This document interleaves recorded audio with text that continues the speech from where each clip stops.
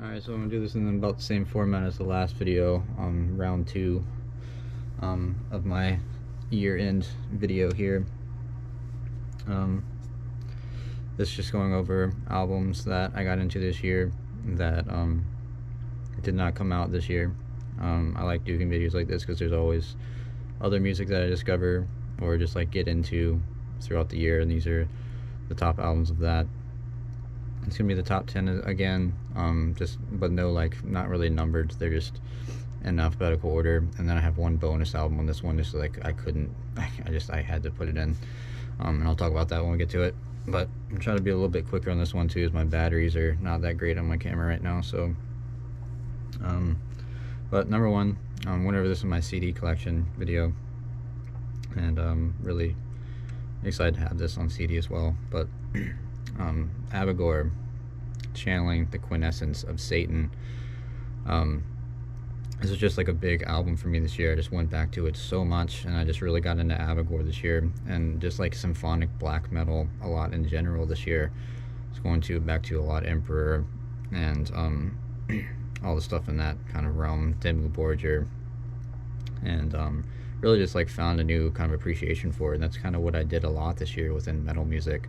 Just find an appreciation for stuff that I didn't have that much appreciation for the first time around. When I really got into extreme metal initially, didn't care for types of music like that, and it's like it just shown my growth in music, and especially like within like metal music, and just how important metal music is to me. And I just love like almost all aspects of metal music now. Just love metal music all around. And this is just one I just like will always remind me of this year, because I just came back to it so much, and it's just a group I hadn't really known too much about. Like, I'd heard of them in the past and just decided to finally dig into them, so I'd been into music like this throughout this year. But love this one. Really great stuff. Symphonic black metal, Austria, and love the album artwork on this album as well. Love the Abigor symbol. It's just like, I don't know, it's just been a big thing for me this year to listen to them.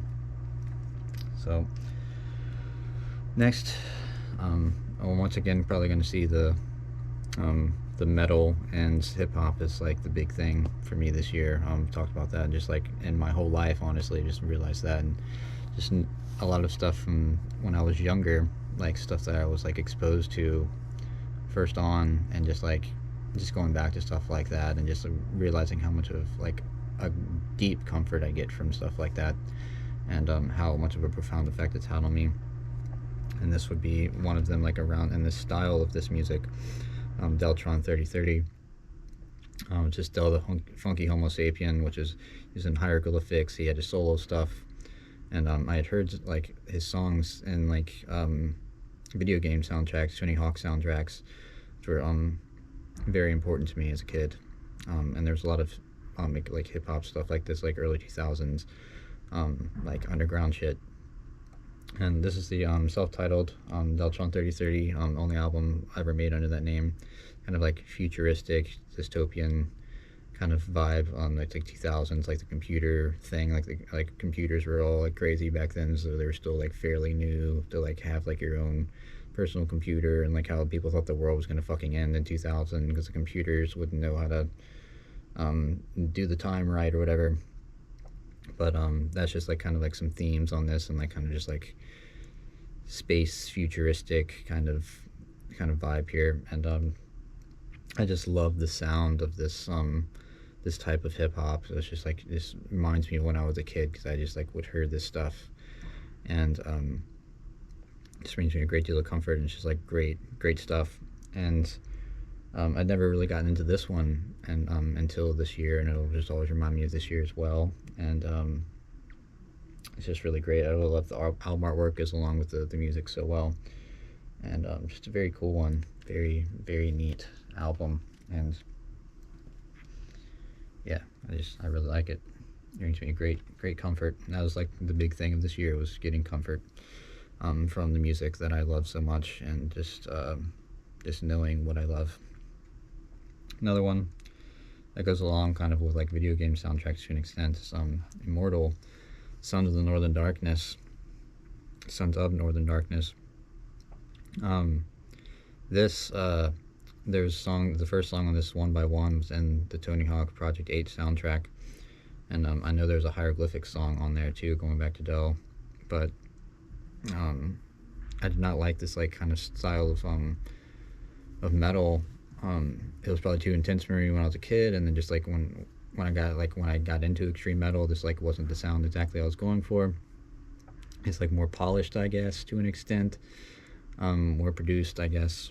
I guess you could say, and this has like a very thrashy influence to it. It's black metal. It's just immortal Norwegian black metal, but it's different than like the stuff they did before. And I used to really like their album Pure Holocaust, and I still really love that album. But that was like one that I really went to back to the most, and I got into when I got into like extreme metal back in the day. But I've just really gone back to this one because it's just like, this thing is like 10 out of 10, like just amazing. I really love it now. It's just grown, like it just shows my growth, and that German thrash influence that was on like this one, the few albums before it, really came in on like the Heart of Winter album from '99. Just look at it as like their masterpiece. But this album, just so fun. I just really love listening to this album. It brings me such a great deal of comfort, and I was just like 10 out of 10. Like, every song just hits banger after banger. Awesome sounding album. Goofy ass cover. The usual from Immortal. Just a great band. Like, I was talking to my wife earlier this year too about like there's like only like a few bands that you can only listen to for the rest of your life. Like Immortal, I think, would just like check so many boxes within like extreme metal for me. Like all of their discography is just so pristine. Like so much like kind of different sounds, but like also just like staying true to themselves.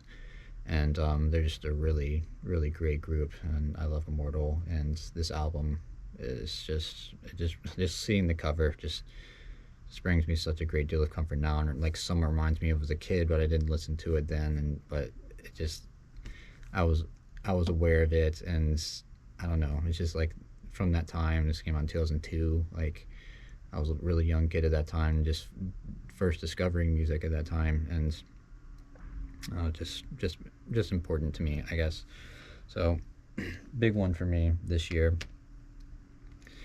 And another one very important to me this year, like one of the biggest of the year for sure, Intestine Ballism. Banquet in the Darkness. Gone back to this so much this year. It's another like growth in metal music, specifically getting into melodic death metal. And I mean, yeah, like got into like At the Gates and like that Carcass Heartwork album. Like those were big ones too, and like just like more stuff that came into the 2000s. But this is the one, like very underground. I'd say like a lot of like people that are into metal probably don't even know that much about Intestine Ballism. They're kind of niche and just like kind of obscure, I guess I'd say. They're Japanese band, but just kind of had that more Swedish sound. But they just I don't know, their style of like melodic death metal is just so nice sounding. Like they just do it so perfectly. Like there's just it's such a great mix of like brutality and like just like the melodicness that they mix in. It's just like they just do it so perfectly. Vocals are fucking pristine. But this is the one that sticks out to me the most. They've released 3 albums. All 3 of them are amazing. But this one has called me back the most for some reason. I really like the album artwork on this one as well. But just amazing album. And honestly, just like a lot of the albums I've discovered this year, like I feel like are just going to be albums that I'm going to look at as like my favorite albums ever, like going into the future. Like I've just found so many great things this year. And I've just fallen in love and just gotten a great comfort from a lot of these things, and this is definitely one of those that's very up there for me. Next, this is another, I've been wanting to get into stuff like this for the longest time, and I've never been able to for some reason. I don't know what it is. Like in the past, like when I would like listen to metal music, it's not like the sound I was going for. There's like another thing this year, like anything metal. I'm like around with metal music, and Iron Maiden, Somewhere in Time. this is the album that made it click for me, heavy metal music. Like, I just have not been. I've been fairly open about that on the channel, like in the past too, about like not really liking heavy metal, not really getting it that much, not wanting to listen to it and go back to it.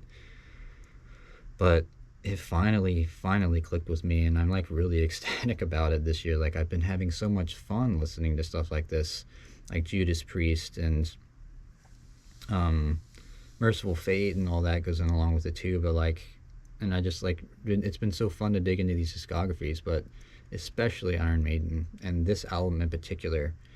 I just love this album so much now. It's so fun.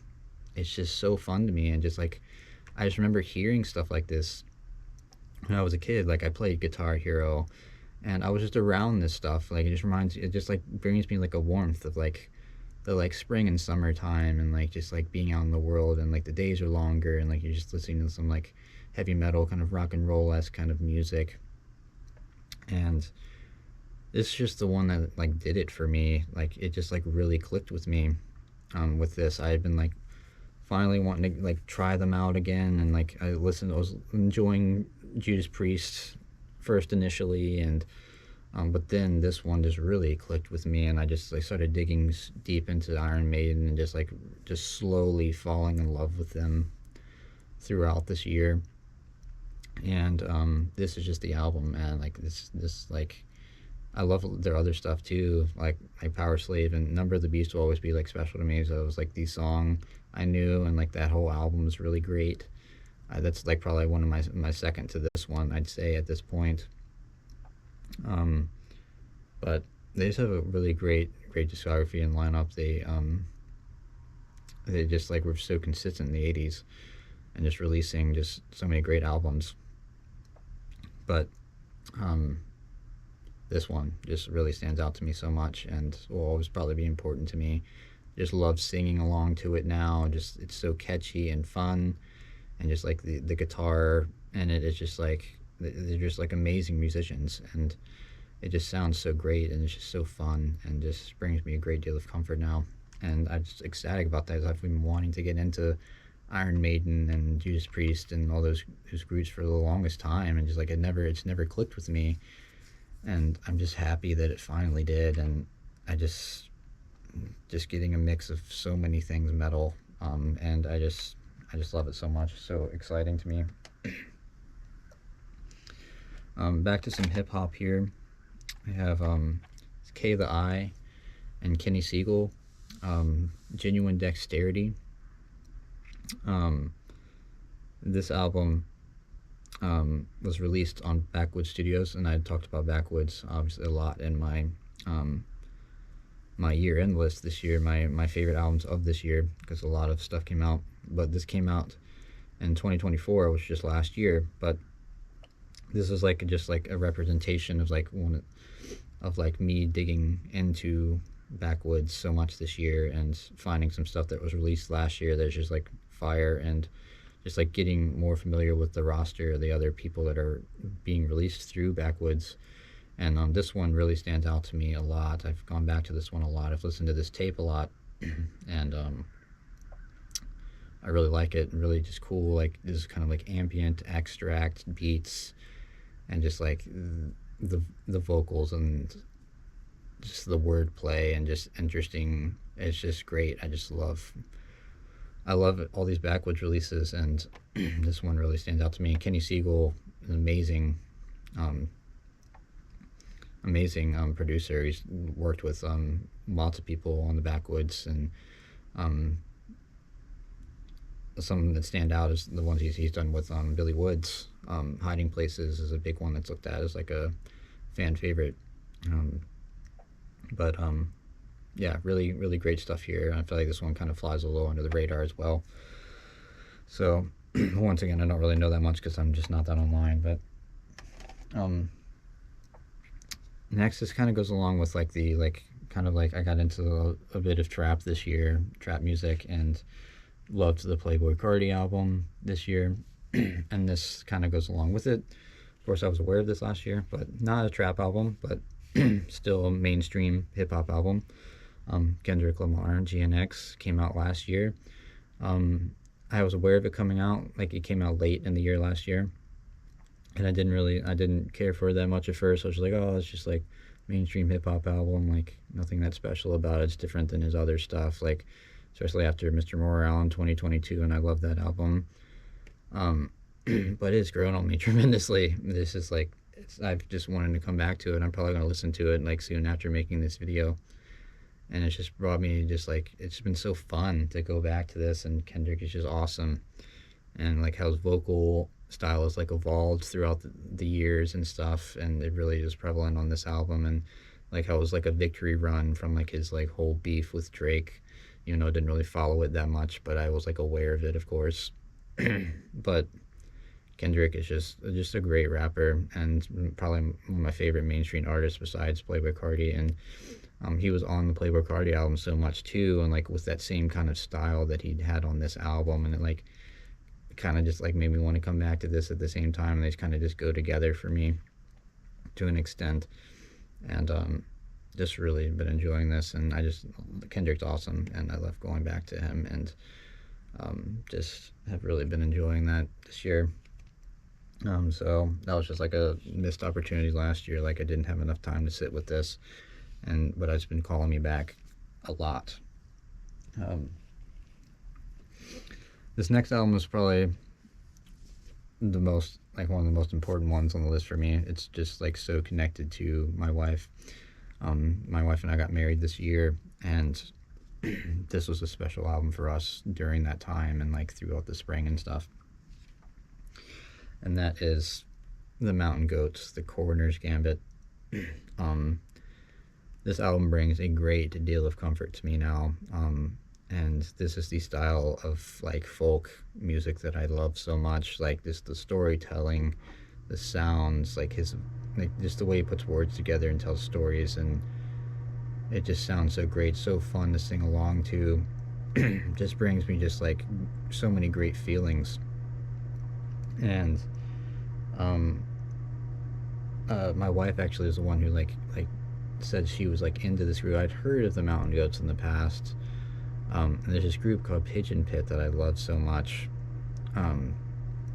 that I've been listening to a lot when I was first started seeing her, and was listening to them extensively. Like I burned like a CD of like a lot of their stuff, and I was listening to them a lot, and they were very influenced by this band, this group here. And this album's mostly just the main guy, just him on the acoustic guitar, which I love that style of just folk music. But just incredible, so special to me. Will probably go down as one of my favorite albums of all time as well. It's just like the feelings it brings inside of me, and how fun it is to sing along to it. It's just amazing, and I love it so much. There's so many great songs on here.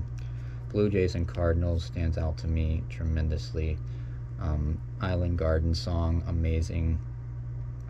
But every song, like, this is 10 out of 10, like, amazing. Love it so much. Just such a great album. But just amazing. 16 new songs from your earnest friends, the Mountain Goats. But really incredible. And yeah, special album.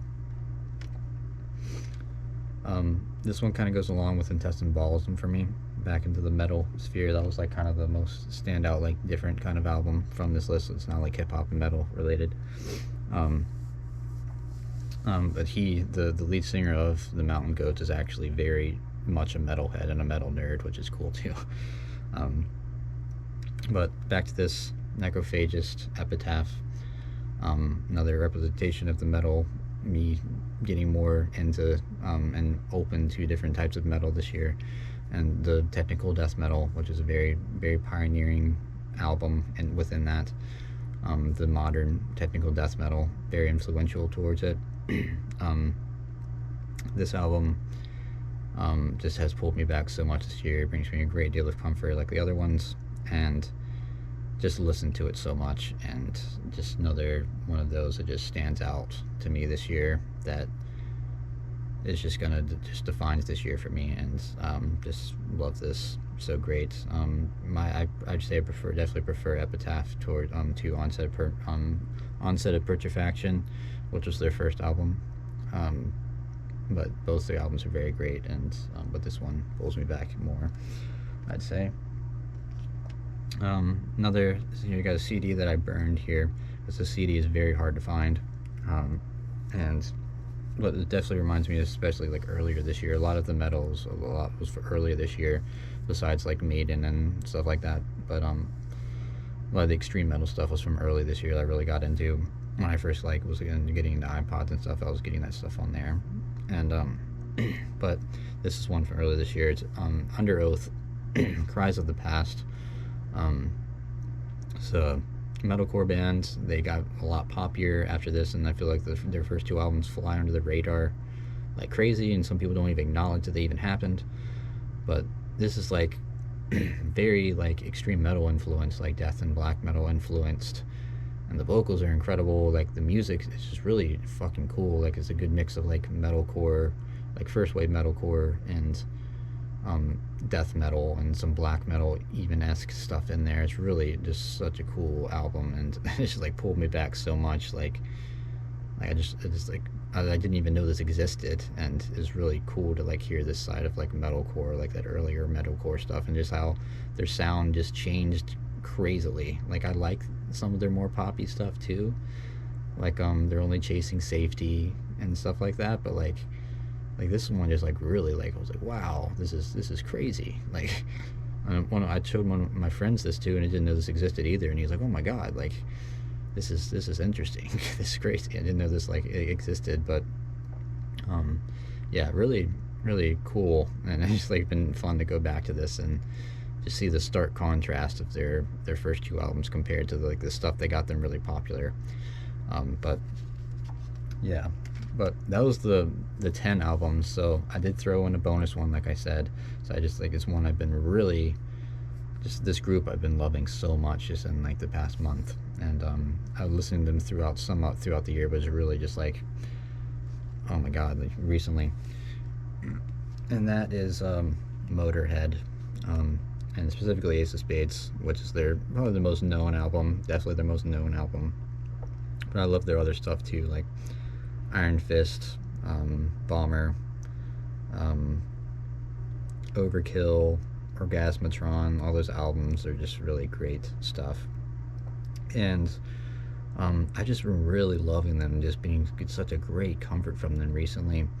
And I like saw this at like a thrift store I was at, and like it was like this 2025 release, like re-release, is the 50th anniversary of Motorhead. And this is just like, I just bringing me such a great deal of comfort, and just like it just banger after banger, just like rock and roll, like fast, loud rock and roll.